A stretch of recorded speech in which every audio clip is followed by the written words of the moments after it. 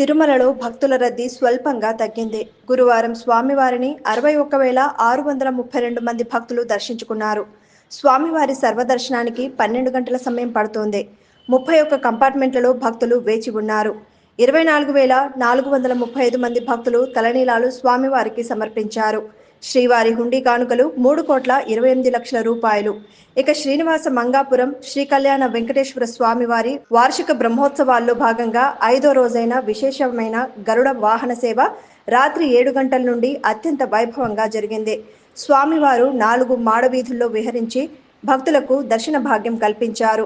వాహనం ముందు గజరాజులు నడుస్తుండగా భక్తజన బృందాలు చెక్క భజనలు కోలాటాలతో స్వామివారిని కీర్తిస్తుండగా కేరళ కళాకారుల వాయిద్యాలు మంగళ వాయిద్యాల నడుమ స్వామివారి వాహన సేవ కోలాహలంగా జరిగింది.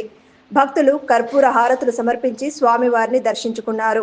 శ్రీవారి బ్రహ్మోత్సవాల్లో గరుడ వాహనోత్సవం అతి ముఖ్యమైంది. గరుడ వాహనంపై ఉన్న శ్రీవారిని దర్శిస్తే మోక్షం సిద్ధిస్తుందని భక్తుల నమ్మకం. ఆలయ అర్చకులు విశేష సంఖ్యలో భక్తులు పాల్గొన్నారు.